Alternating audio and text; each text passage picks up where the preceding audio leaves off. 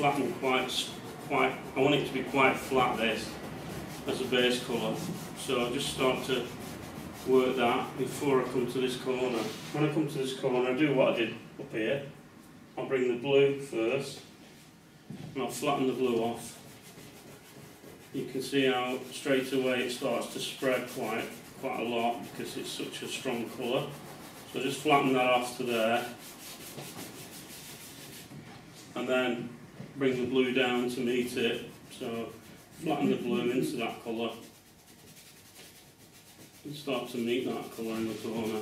With this one I tend to blend it across and up because I want it to blend together completely, almost like an airbrush. So I'm merging the two colours now, and as I bring the blue down it softens that dark blue off a little bit. I'll need to do a bit of work on that because it's a little bit curved at the minute, but I can do that on the second stage. Just flatten that off there, clean them off because they're very, very dark blue there.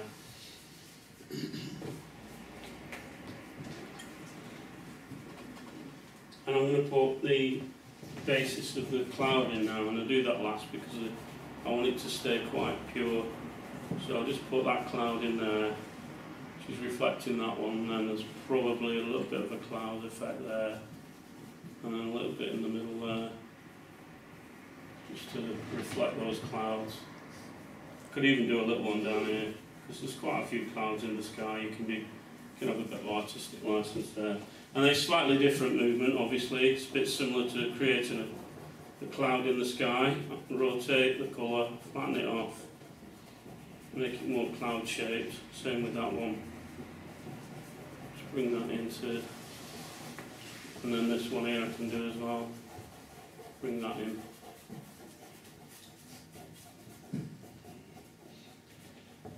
Okay. Right, we'll start at the top again. I'll just flatten this bit off. Just flatten that purple off. This is a bit strong at the minute. I don't want it to be too strong. So I'm going to just flatten that off. See, by doing that you can create a bit of movement in the sky as well. It's quite a flat sky, this one. There's no real wind today. That's why that water's really quite calm. But by using your hand you can create a bit more movement in the sky if you want to. So we start at the top again. Still quite happy with that blue at the top there. So I'm going to go straight to the pale blue now.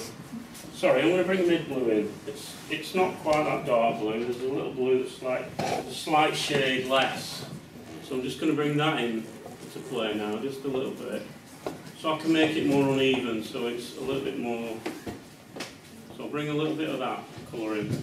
That's not quite as dark as that one, so it's another little colour to bring in there. And then this pale blue. Once I start to put the second colour on, you'll see how it becomes more like a painting rather than just very ghost shaped. At the moment this looks like a ghost image, but as we start to put the second colour on, I'm not really pressing on any harder, I'm perhaps just putting a little bit more of the pastel onto the surface, just a little bit more, but I'm still doing similar to what I did before. And then this pale one again, pale blue, just to create these clouds again. I'm going to press on a little bit harder on these clouds now, because I can't see them very well yet. I'll just come around the front so I can see what I'm doing. And then I'm going to have quite a big cloud on that side so that it's not too boring. And then some smaller clouds down here, just do lines for those. Maybe a little bit of a cloud coming up there. The pale blue, back to this pale blue colour, slightly underneath the cloud so I can make that a bit more. I've got to make sure that my mountain top's a little bit better than it is at the moment, so I'm just using the edge of this pastel, which has got a sharp edge to it, just to reinstate the shape of the mountain because it's getting lost a little bit. I'll just reinstate that so it's a bit more like a mountain top, and then just put a little bit more blue in there. And the purple colour that I use down here, I'm just going to put underneath the cloud a little bit as well, as almost like a shadow. So I'll put a little bit of that under there, just to give it a bit of an edge to there. And then, starting at the top again, just mix those blues together. I've got three blues now going together at the top. Just soften it off. The sort of can be cloud shaped. They're like distant clouds a little bit. They're just to create a bit more texture in the sky, so it's not too flat. So I'm just going to join those blues together. And I'm toning that dark blue back all the time now, as I'm working the colours together. I'm starting to almost lose that top there. I might reinstate it, I might leave it as it is if it looks okay. So I'll bring that blue down in between the clouds as well again. You can see how it's filling up now because the pastel card's starting to fill up with colour. I'll miss out the clouds and just go straight down to this blue here, so I want to soften that off. Flatten that in as it gets down there to the tops of the mountains. And then the middle clouds, just put the second stage now where they start to look a bit more like clouds and you can actually see them appearing. And this pastel card will take about 5 coats before it starts to get loaded. And anybody that works on pastel paper will know that you can't do 5 coats on pastel paper, it just starts to fall off. And you can tell by the sound, as you're rubbing it down, you can tell when you've used it quite a lot, how much there is to go on it. So there's a little bit more, you can see a little bit more there of the cloud shapes coming into play, and the whole top's looking a lot better. Okay, I'll try and get the second stage done for the break, if I can, and then the third stage will be a lot more detail, so I'll be taking more care on getting the edges of those right. So what we're doing now is we're just working down again, exactly as we did before. Again, reinstating the top. I'm drawing this with the edge of the pastel again, but I'm putting a little bit more edge to the top of the mountain now, putting it in quite strong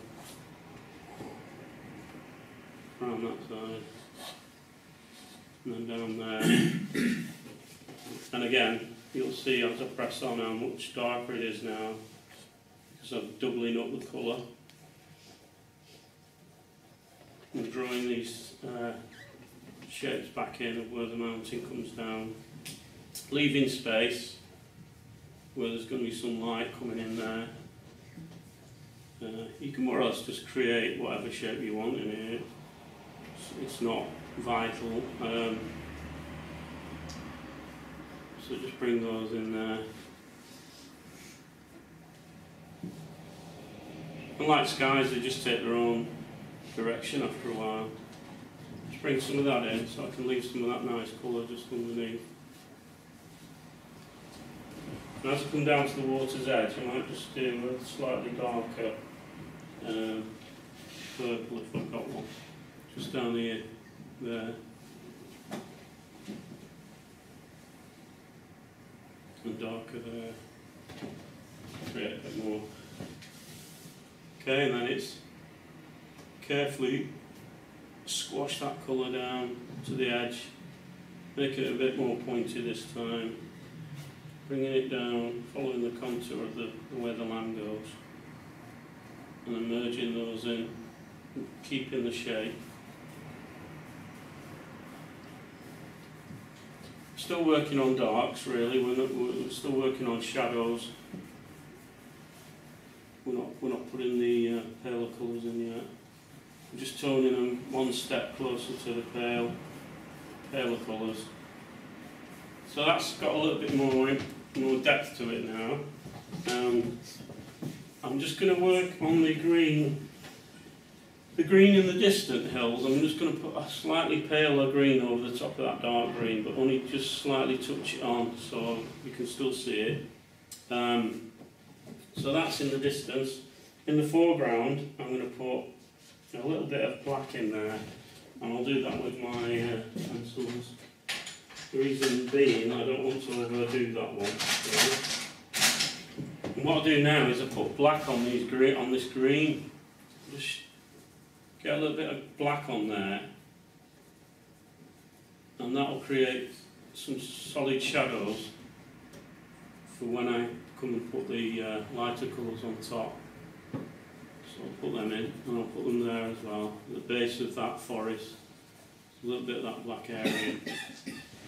And while I'm using this, I often will do this. I'll just put some of the darker shadows where the river meets these grasses.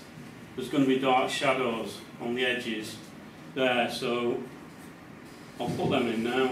Just put some of these dark shadows in. Where it actually goes into a little inlet, will be where the darkest shadows are. So all around this edge here, going to be quite dark where it comes off to the water's edge. Again here, the base of these areas, where if the sun's over there, it's going to cast shadows in here, where this water comes into these inlets. So I just scribble some of that in. It's all very impressionistic at this stage. So just put some of those shadows in there. You can see how you can see the depth now. And then where some of these shadows are appearing across here, I'll put some in there as well. So I'm using black pencil now, just to put a little bit more detail in, more texture, more shadow areas. Just gently, just to create a little bit more. When you say that's a pencil, yeah, it's you're not meaning a lead pencil, you're meaning a charcoal pencil. Sorry, no, it's a pastel pencil. Pastel yeah. pencil. You could use charcoal, but it's quite soft charcoal. This is quite hard, so I can really control it. Whereas a charcoal tends to be a little bit too soft to work with for me. So with those shadows now, I'll just do the same again on those trees. I mix that green and that black together, and it just creates another shadow within there. Same with that, I'll just flick that back. And even on these that I've just put in now, I'll smudge them down as well. I don't want them to appear as lines, particularly, so I'll just smudge them off. Not the water's edge ones yet, just the ones that are appearing in the grass area. So I'll just put some of the shadows back into there. And then when I get to the water's edge, I just drag them down like that. So I get a sort of reflection. And the reflection, there's going to be some grasses going over the edge of the water, so I'll bring some down like that, and I'll bring where they're going to the edge, I'll bring them over the edge there. So it just gives it a little bit of texture, and I can see now where I need to put the detail of the lighter colours. Again, with these in the distance here, I'm just going to drag those down, and it softens the black. The black becomes a dark grey, and it mixes with the brown as well, so it doesn't look so sharp. So I'll just bring those down, just drag those in to the water's edge, so you can start to see a texture appearing now, which is almost like what it should be, which is like a grassy textured area. The distant hill here is too green. I'm just going to soften that right off. In fact, I might get rid of it. It's not very, doesn't appeal to me that very much. So I'm going to get rid of that. I'm going to put the purple back in. Doesn't work, that. I didn't do it on that one, but I just thought it might work, but it doesn't. Just get rid of that there. So it's a bit of a shadow. Don't mind that. That's actually quite nice, because it looks like, in fact I'll do that on the other, that's worked quite well. Sometimes you can do something and you think that's not worked, but what's happened is it doesn't work when it's green. So I'll just soften that off again. But as soon as I put that purple over it and merge that in, it's given me the effect I want now, which looks like there's this kind of forest clump of trees over the other side of the lake, so I quite like that.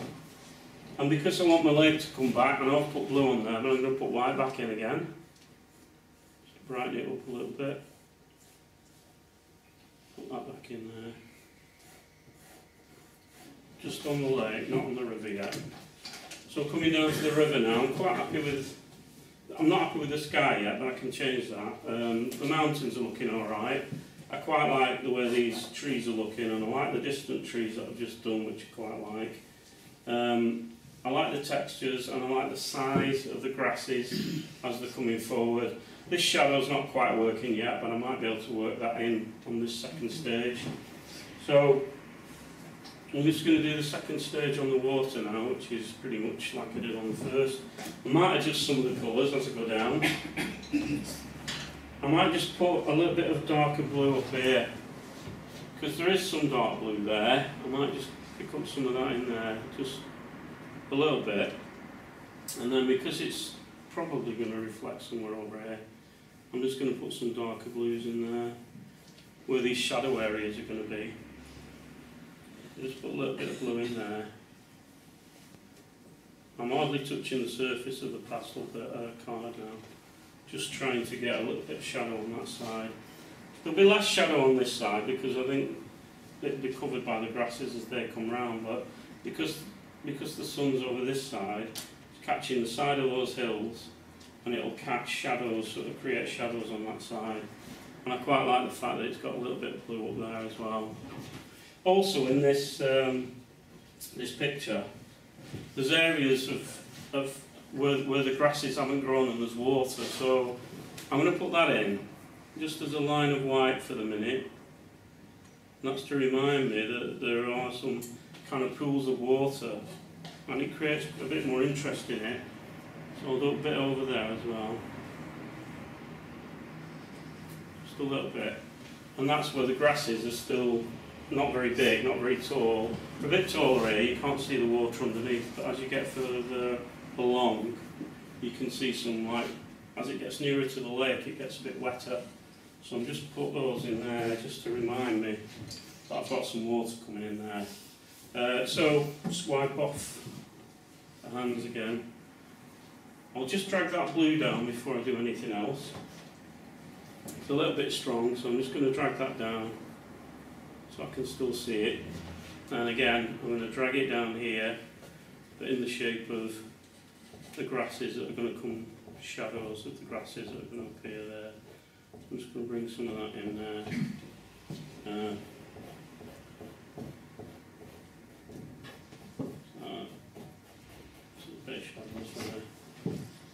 Okay, so we're on blue, so I don't need to wipe the hands at this stage. So I'm going to bring the pale blue in again. So a little bit more pale blue here. There's quite a bit of white in there, so I'm going to bring a little bit of the blue back in. A bit in the distance there where it joins the lake.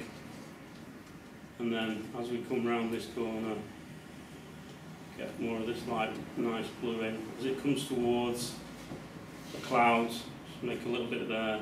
And on the other side of the cloud, because it's quite blue above, so I need to get that blue in there. So I'll put a little bit more in there, avoiding my cloud obviously there. And then as I come round, I think I'll just join that blue up to there. Just try and separate where these cloud impressions are. Put a little bit more light blue in there, and then a little bit more there, and then even just try and do something with that there. In fact, what I'll do is the bridge colour I used up there, I'm going to use here. I'm going to try and bridge this blue with the pale blue, and I can do it with that colour. Okay, so I'm just putting a little bit of that over there, where the shadow is. Then going back to the purple, because the reflection in the water is lighter than the sky or the mountains, I'm using quite a pale colour. So I'll just press on a bit harder and you'll see what a difference it comes out now. It's the same colour that I squashed down first, but it comes out a little bit lighter. Now I'm only going to use that there because I want that to be slightly not as light, so I'm going to use a slightly darker purple there, because I want there to be a little bit of shadows coming under there as well, so just put a little bit of purple in there, a bit darker, where those shadows are, and a little bit over there maybe. And at this stage you can more or less just play around with the colour Put a bit more under there, I think, just to bring that, because I quite like a lot of purple in the water. And then I'll start to use, it's a grey white, it's not pure white. I'm not using pure white yet, it's a grey white, but it will give me a little bit more impact. So I'm going to put that grey white in there, because I want to make sure people realise that that's a cloud in the water rather than just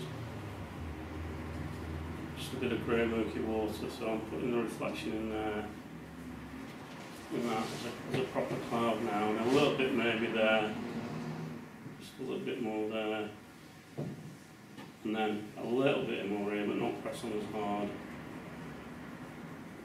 Just reflecting that with the clouds in there.